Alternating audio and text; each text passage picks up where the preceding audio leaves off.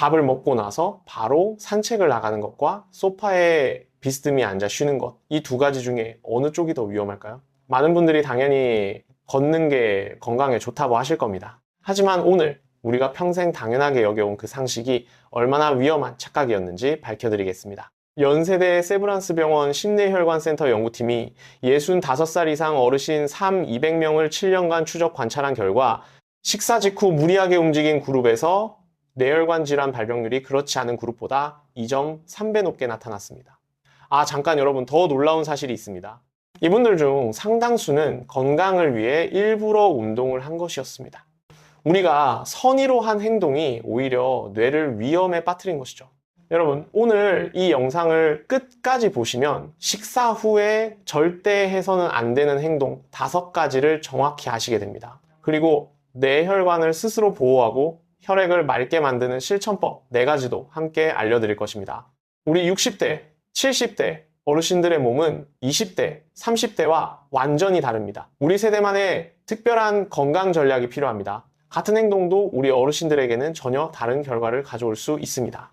오늘 이 내용을 꼭 끝까지 보시고 우리 가족 모두와도 나눠주십시오. 우리 함께 오늘부터 당장 하나씩 바꿔나가시길 바랍니다. 그렇다면 왜 식사 후 우리 몸에 이런 위험한 일이 일어나는 걸까요? 우선 그 근본 원리부터 말씀드리겠습니다. 우리가 밥을 먹으면 위장이 일을 시작합니다. 우리 몸의 신비로운 작동 방식입니다.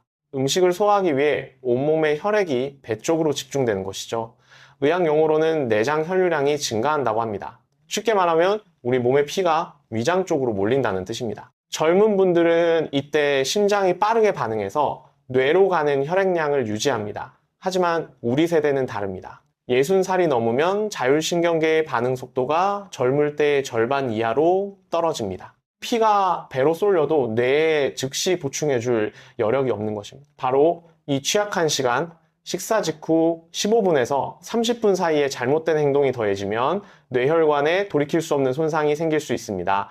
오늘은 그 위험한 행동들을 하나씩 짚어드리겠습니다. 첫 번째, 식사 직후 걷기입니다. 울산에 사시는 임경자 어르신은 68살에 당뇨 초기 진단을 받으셨습니다. 담당 의사에게서 식후 운동이 혈당에 좋다는 말을 들으신 후 매일 점심을 드시고 나서 바로 아파트 단지 한 바퀴를 걸으셨습니다. 그런데 어느 날 걷는 중에 갑자기 눈앞이 캄캄해지면서 어지러움이 몰려왔습니다. 다행히 벤치에 앉아 잠시 쉬셔서 넘어지지는 않으셨는데요.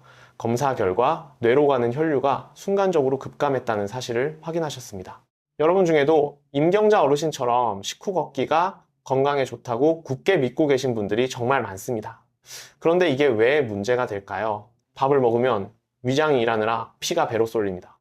여기에 걷기까지 시작하면 다리 근육도 피를 필요로 합니다. 위장과 다리 근육 두 곳이 동시에 피를 당겨가는 상황이 벌어지는 것이죠. 가뜩이나 뇌로 가는 피가 줄어든 상태에서 다리까지 피를 끌어가니 뇌는 그야말로 혈액 기근 상태에 빠집니다. 연세대 세브란스병원 연구 결과를 보면 65살 이상 분들이 식사 직후 걸을 경우 뇌로 공급되는 혈류량이 평소보다 평균 17% 감소한 것으로 나타났습니다. 17%라는 숫자가 작게 느껴질 수 있습니다. 하지만 뇌는 산소가 조금만 부족해도 금방 반응합니다. 어지러움, 눈앞이 흐려지는 증상, 손발 저림, 이것이 모두 뇌가 보내는 경고 신호입니다. 이 신호를 무시하고 계속 걸으면 미세혈관에 혈전이 생기고 결국 뇌경색으로 이어질 위험이 높아집니다. 그렇다면 운동은 언제 해야 할까요? 식사가 끝나고 최소 1시간이 지난 다음입니다. 우리 모두가 알고 있어야 할 중요한 원칙입니다. 소화가 어느 정도 마무리되고 피가 다시 균등하게 분배된 후에 걸으셔야 안전합니다. 우리 1시간 후에 걷는 운동은 혈당 조절에도 훨씬 더 효과적입니다. 식후 혈당이 가장 높게 치솟는 시점이 식사 후 1시간 전후이기 때문입니다. 이 타이밍에 가볍게 10분에서 20분 걸으면 혈당을 자연스럽게 낮추고 혈관 건강도 지킬 수 있습니다. 우리 어르신들이 평생 믿어온 식후 산책 습관, 오늘부터는 1시간 기다린 다음에 시작하시는 것으로 바꿔주시길 바랍니다. 두 번째로 위험한 행동은 식사 직후 샤워하거나 목욕하는 것입니다. 더운 날 밥을 먹고 나면 땀이 나고 답답한 느낌이 들어서 바로 씻고 싶으실 겁니다. 우리 세대 어르신들이 식사 후 목욕을 좋아하시는 경우가 꽤 많은데요. 이것이 생각보다 훨씬 위험합니다. 이유를 설명드리겠습니다. 뜨거운 물이 피부에 닿으면 피부 표면의 혈관이 확장됩니다. 피부로 열을 내보내기 위해 혈관이 넓어지는 것입니다. 이미 위장으로 피가 몰려있는 상태에서 피부까지 피를 필요로 하니 우리 뇌로 가는 피는 더욱 줄어들게 됩니다. 반대로 찬물로 씻으면 또 다른 문제가 생깁니다. 혈관이 급격히 수축하면서 혈압이 순간적으로 20에서 30 가까이 치솟습니다. 이미 약해져 있는 뇌혈관 벽이 이 갑작스러운 압력 변화를 견디지 못하면 혈관이 터질 수 있습니다. 대한신경과학회가 발표한 자료에 따르면 식사 직후 19분 이내에 급격한 온도 변화를 겪을 경우 뇌졸중 발병 위험이 2.8배 높아진다고 합니다. 뜨거운 물이든 찬물이든 식후 바로 씻는 것은 모두 위험합니다. 자, 여기서 우리 어르신들이 꼭 기억하셔야 할 것이 있습니다. 식사 후 몸을 씻으실 때는 최소 30분, 가능하면 1시간이 지난 뒤에 미지근한 물로 천천히 씻으십시오. 욕실 온도와 바깥 온도 차이가 크지 않게 하시고 욕조에 오래 담그는 것도 피하시는 게 좋습니다. 오래된 수도관을 상상해 보십시오. 녹이 슬고 내부에 찌꺼기가 낀 낡은 파이프에 갑자기 강한 수압을 가하면 어떻게 될까요? 터져버립니다. 수십 년을 살아온 우리 세대의 혈관도 마찬가지입니다. 외부 자극을 최소화하고 천천히 부드럽게 다루어야 합니다. 이것이 바로 우리 몸을 아끼는 우리 세대의 지혜입니다. 자, 지금까지 식후에 절대 하면 안 되는 두 가지, 걷기와 목욕에 대해 말씀드렸습니다. 기억하시죠? 식후 운동은 최소 1시간 후, 목욕은 미지근한 물로 30분 이후에 하셔야 합니다. 다음은 많은 분들이 전혀 모르고 계신 더 위험한 두 가지 습관을 말씀드리겠습니다. 그런데 여기서 한 가지 더 말씀드려야 할 것이 있습니다. 우리 어르신들이 식사 후에 이런 위험한 행동을 했을 때 왜 특히 더 위험한지 그 근본 원인을 정확히 아셔야 합니다. 이것을 이해하시면 오늘 드린 조언들이 왜 그렇게 중요한지 더욱 명확하게 느끼실 것입니다. 의학에서는 식후에 혈압이 일시적으로 낮아지는 현상을 식후 저혈압이라고 부릅니다. 젊은 사람들은 이런 상황이 생겨도 자율신경계가 빠르게 반응해서 뇌로 가는 혈압을 유지합니다. 심장 박동수를 늘리고 팔다리 혈관을 적절히 수축시켜서 뇌가 피를 충분히 받도록 조절하는 것이죠. 그런데 우리 60살 이상 어르신들은 이 자율신경계 반응 속도가 젊을 때의 절반도 되지 않습니다. 즉, 배로 피가 쏠려도 뇌에 즉시 보충해줄 시스템이 느리게 작동한다는 뜻입니다. 그 결과 식사 후 15분에서 30분 사이에 뇌로 가는 혈류가 크게 줄어드는 것입니다. 우리 중에 이때 어지럽거나 눈앞이 흐려지거나 갑자기 피곤해지는 느낌이 드시는 분들 계십니까? 바로 이 식후 저혈압의 증상입니다. 많은 분들이 그냥 소화가 안 돼서 그런가, 나이 들어서 그런가 하고 넘기십니다. 하지만 이것은 뇌가 지금 피가 부족하다고 보내는 경고 신호입니다. 여기에 더해 우리 세대 어르신들의 혈관 상태 자체가 젊은이들과 다릅니다. 우리가 수십 년을 살아오면서 기름진 음식, 짜게 드셨던 식사, 스트레스, 그리고 자연스러운 노화가 혈관 내벽에 흔적을 남겼습니다. 맑은 물이 흐르던 새 파이프가 아닙니다. 안쪽에 콜레스테롤과 중성지방이 들러붙고 탄력을 잃어 딱딱해진 오래된 수도관을 상상해 보십시오. 내부 통로가 이미 절반 가까이 좁아져 있는 상태입니다. 이렇게 좁아진 혈관에서 피까지 부족해지면 뇌혈관의 혈류 속도는 매우 느려집니다. 피가 느리게 흐르면 적혈구와 혈소판이 서로 뭉쳐 핏덩어리, 즉 혈전이 만들어집니다. 이 혈전이 뇌혈관을 완전히 틀어막는 순간 뇌세포는 단 몇 분 만에 죽어갑니다. 이것이 바로 뇌경색입니다. 더 무서운 것은 이런 변화가 조용히 진행된다는 점입니다. 위장이 아프면 통증이 느껴지고 관절이 나빠지면 시큰거리는 증상이 납니다. 하지만 뇌혈관은 73% 이상이 막힐 때까지도 별다른 통증이 없습니다. 그저 밥 먹고 나서 좀 어지럽거나 손끝이 살짝 저리거나 눈이 흐려지는 정도입니다. 많은 분들이 그냥 나이 탓이라고 하시고 넘기십니다. 하지만 이런 증상이 식사 후에 반복적으로 나타난다면 반드시 담당 의사와 상담하시기를 권합니다. 뇌혈관 질환은 미리 알고 예방하면 충분히 막을 수 있습니다. 이미 발생하고 난 다음에는 되돌리기가 매우 어렵습니다. 그래서 오늘 이 영상을 보고 계신 여러분이 행운입니다. 아직 예방할 수 있는 시간이 있기 때문입니다. 우리 어르신들이 우리가 젊었을 때 가족을 위해 얼마나 열심히 사셨습니까? 자식들 키우느라, 가정을 지키느라 내 몸은 뒤로 미루고 사셨을 것입니다. 이제는 우리가 우리 자신의 건강을 챙길 때입니다. 자식들에게 짐이 되지 않으려면, 우리 손주들 곁에서 오래 함께 하려면 우리 스스로가 건강해야 합니다. 오늘 드린 방법들이 바로 그 길입니다. 한 가지 보너스 팁을 더 드리겠습니다. 식사 후에 가벼운 우리가 함께 복식 호흡을 해보시는 것입니다. 배를 풍선처럼 부풀리면서 코로 천천히 숨을 들이쉬고 배를 집어넣으면서 입으로 천천히 내쉬는 것입니다. 우리 이것을 5분에서 10분 동안 하시면 됩니다. 복식 호흡은 횡격막을 움직여서 복부 내 압력을 규칙적으로 변화시킵니다. 이 압력 변화가 복부 정맥의 혈액을 심장 쪽으로 밀어 올리는 펌프 역할을 합니다. 위장으로 몰린 피가 더 원활하게 순환되도록 도와주는 것입니다. 동시에 부교감 신경이 활성화되어 긴장이 풀리고 혈관이 이완됩니다. 우리 혈압도 안정됩니다. 국립암센터 건강증진 연구팀의 자료에 따르면 식후 복식 호흡을 꾸준히 한 그룹에서 식후 혈압 변동폭이 그렇지 않은 그룹보다 18% 작게 나타났습니다. 우리 혈압 변동이 줄어들면 뇌혈관이 받는 스트레스도 그만큼 줄어듭니다. 방법은 정말 간단합니다. 식사 후에 45도로 기대어 쉬시면서 눈을 지그시 감고 배가 천천히 오르내리도록 호흡하는 것입니다. 돈이 드는 것도 아니고 특별한 도구가 필요한 것도 아닙니다. 우리 어르신들이 충분히 하실 수 있는 것입니다. 우리가 젊었을 때 얼마나 강인하게 살아왔습니까? 이것이 바로 2+1의 보너스 팁입니다. 45도 자세와 함께 복식 호흡을 더하면 식후 뇌혈관 보호 효과가 한층 더 높아집니다. 저는 여러분 모두가 건강하게 오래 사시길 진심으로 바랍니다. 의사로서가 아니라 같은 시대를 살아가는 한 사람으로서 말씀드립니다. 우리 세대가 얼마나 어려운 시절을 이겨내며 여기까지 왔습니까? 그 강인함으로 이제는 우리 함께 건강을 지켜나가시길 바랍니다. 오늘 영상에서 말씀드린 것들이 결코 거창하거나 어렵지 않습니다. 하나씩 천천히 오늘부터 시작하시면 됩니다. 우리 모두 함께 건강해집시다. 혈관은 하루아침에 나빠지는 것이 아닙니다. 수십 년에 걸쳐 조금씩 좁아지고 딱딱해집니다. 그리고 회복도 하루아침에 되지 않습니다. 우리 매일 조금씩 꾸준히 실천하는 것이 중요합니다. 우리가 3개월, 6개월, 1년을 꾸준히 하시다 보면 분명히 달라진 것을 느끼실 겁니다. 우리 어지러운 증상이 줄고 머리가 맑아지고 몸이 가벼워지는 것을 느끼실 것입니다. 그것이 바로 뇌혈관이 건강해지고 있다는 신호입니다. 마지막으로 꼭 당부드리고 싶은 것이 있습니다. 오늘 드린 내용은 뇌혈관 건강을 위한 일반적인 생활습관 안내입니다. 우리 중에 이미 뇌졸중이나 심장질환을 겪으신 분, 혈압약이나 당뇨약, 혈액 희석제를 드시는 분은 반드시 담당 의사와 상의하신 후에 실천하십시오.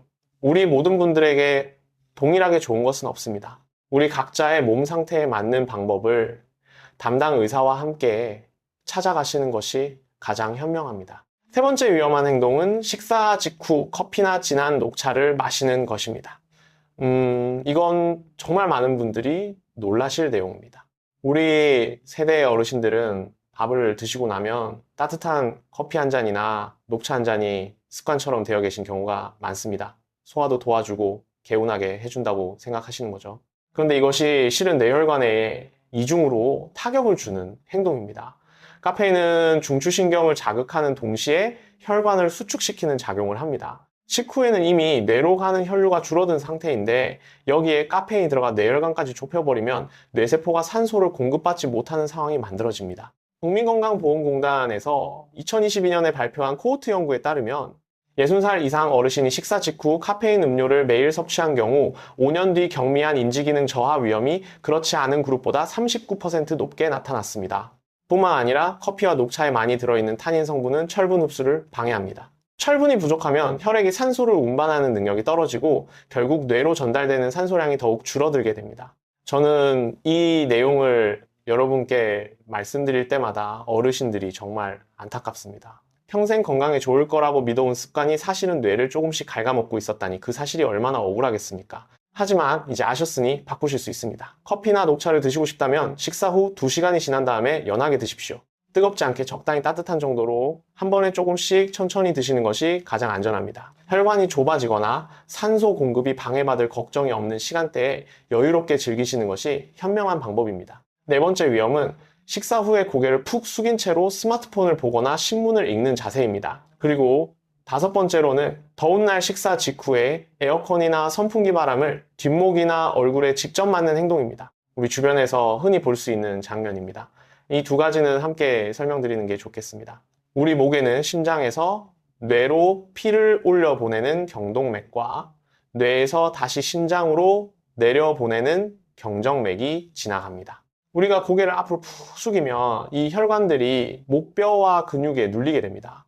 낡은 호스를 중간에서 꺾으면 물이 흐르지 않게 되는 것과 같은 원리입니다. 식후에 이미 뇌의 혈류가 줄어든 상태에서 이 혈관들까지 눌리면 뇌압이 비정상적으로 높아지고 얇아진 뇌혈관 벽이 안에서 바깥으로 압박을 받아 미세출혈이 생길 수 있습니다. 삼성서울병원 신경과 연구팀의 발표에 따르면 전방 굴곡 자세, 즉 고개를 앞으로 숙인 자세를 20분 이상 유지할 경우 경동맥 혈류 속도가 평균 13% 감소한다고 합니다. 에어컨이나 선풍기 바람도 마찬가지입니다. 차가운 바람이 뒷목에 직접 닿으면 그 부위의 혈관이 갑자기 수축합니다. 뇌로 올라가는 혈관들이 모여있는 바로 그 부위입니다. 혈관 경련이 일어나면 뇌로 가는 혈류가 순간적으로 막혔다 풀렸다를 반복하게 됩니다. 이 과정에서 혈전이 만들어지거나 미세혈관이 손상되는 것입니다. 우리 어르신들이 여름철에 식사 후 에어컨 앞에 앉아 쉬시는 모습을 자주 봅니다. 그 마음이 이해됩니다. 더운데 시원하게 쉬고 싶은 것은 당연합니다. 하지만 직접 바람을 뒷목에 맞는 것만큼은 꼭 피해 주십시오. 우리가 에어컨을 틀더라도 바람이 몸에 직접 닿지 않게 방향을 조절하시거나 얇은 수건으로 뒷목을 감싸주시는 것이 좋습니다. 스마트폰이나 신문을 보실 때도 눈높이로 올려서 목이 곧게 세워지도록 하십시오. 작은 자세 하나가 뇌혈관을 지키는 중요한 방어막이 됩니다. 자, 잠깐 정리하겠습니다. 지금까지 식사 후에 절대 하면 안 되는 5가지를 말씀드렸습니다. 첫째, 식후 바로 걷기. 둘째, 식후 목욕. 셋째, 식후 커피나 진한 차. 넷째, 고개 숙여 스마트폰 보기. 다섯째, 뒷목에 찬바람 맞기. 이 5가지 기억하시겠죠? 이것만 피하셔도 뇌혈관 질환 위험을 크게 줄이실 수 있습니다. 자, 그렇다면 이제부터는 더 좋은 이야기를 드리겠습니다. 뇌혈관을 적극적으로 보호하고 혈액을 맑게 만들어주는 방법들입니다. 어렵지 않습니다. 집에 있는 것으로 돈 한 푼 들이지 않고도 할 수 있는 것들입니다. 5번째 행동, 그러니까 식후에 어떻게 쉬어야 하는지에 대한 이야기입니다. 이것이 오늘 영상에서 가장 핵심적인 내용 중 하나입니다. 많은 분들이 밥을 먹고 나면 피곤하고 졸려서 바닥에 눕거나 소파에 쓰러지듯이 앉으십니다. 하지만 이렇게 완전히 눕거나 앉는 자세가 오히려 뇌혈관에 좋지 않을 수 있습니다. 완전히 눕게 되면 위장으로 몰렸던 혈액이 갑자기 심장 쪽으로 쏟아지면서 뇌혈관이 갑작스러운 압력을 받게 됩니다. 또 위장과 식도 사이에 관략근이 느슨해진 분들은 음식물이 역류할 위험도 있습니다.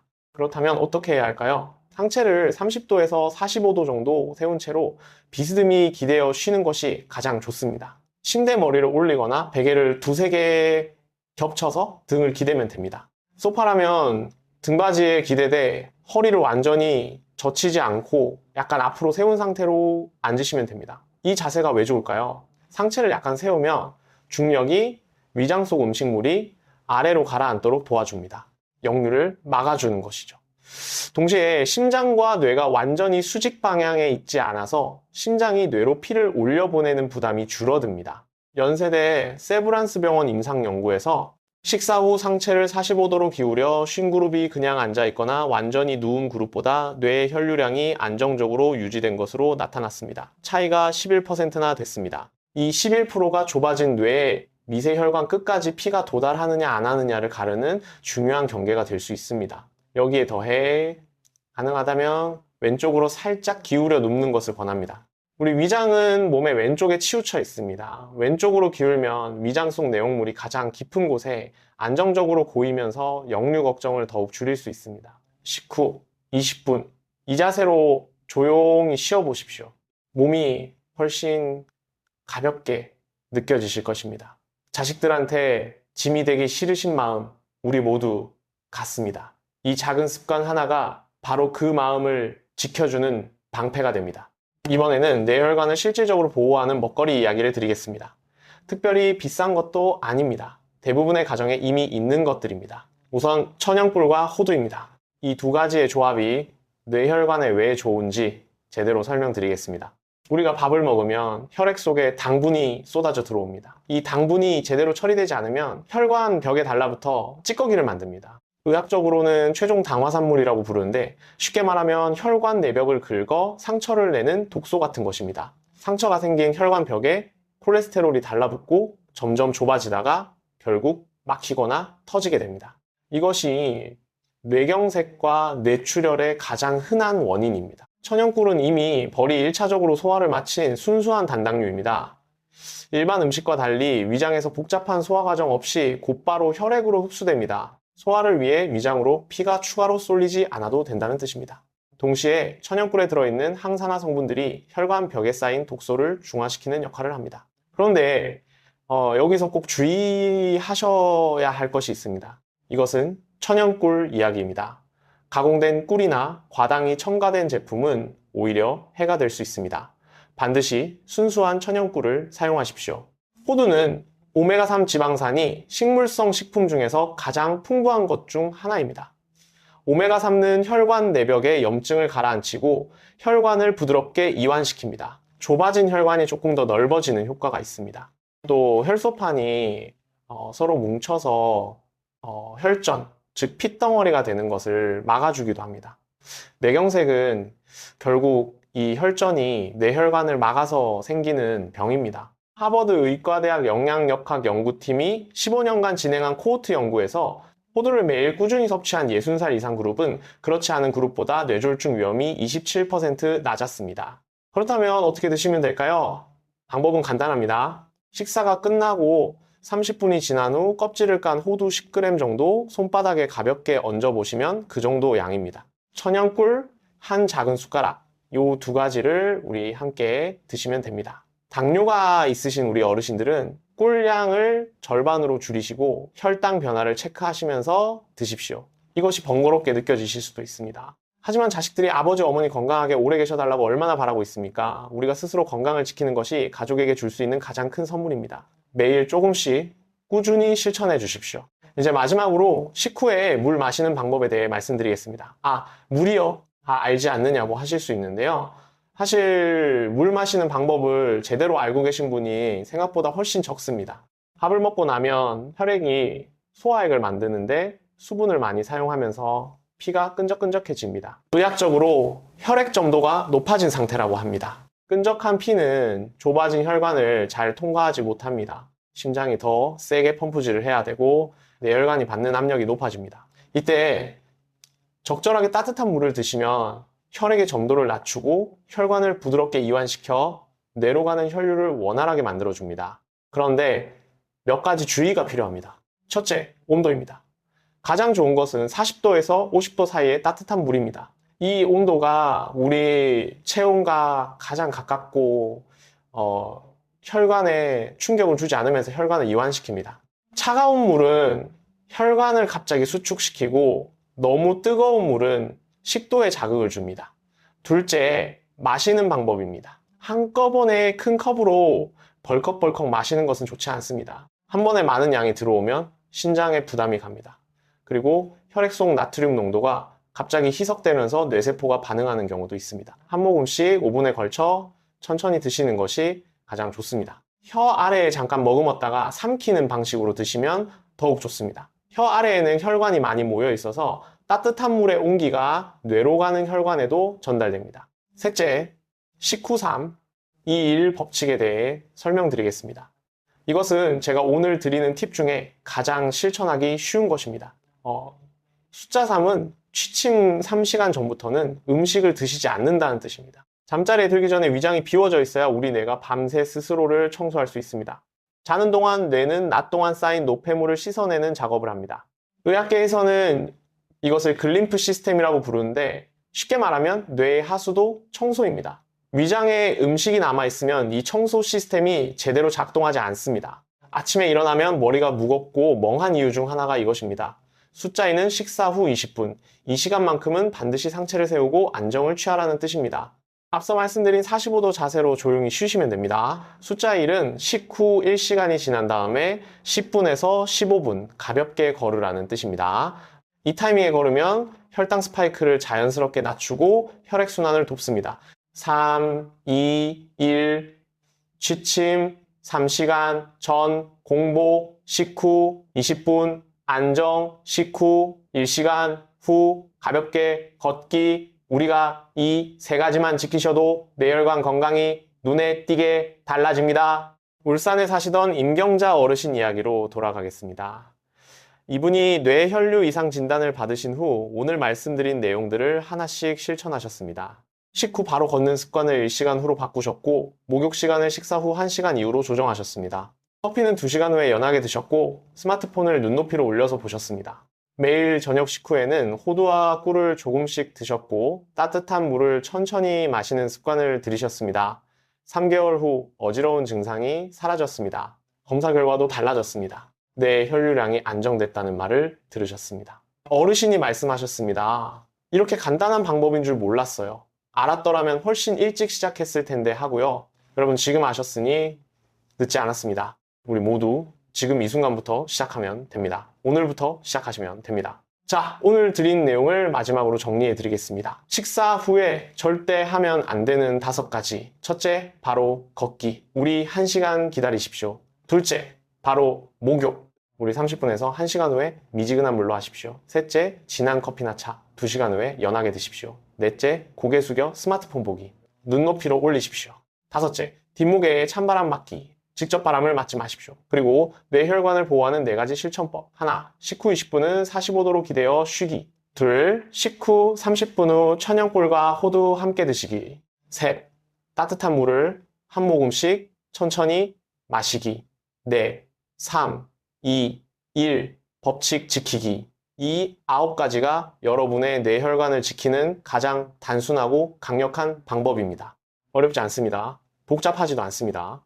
돈도 거의 들지 않습니다. 우리 세대 어르신들이 자식들에게 짐이 되지 않고 손주들과 오래도록 함께하기 위해 오늘부터 하나씩 실천해 주시길 진심으로 부탁드립니다.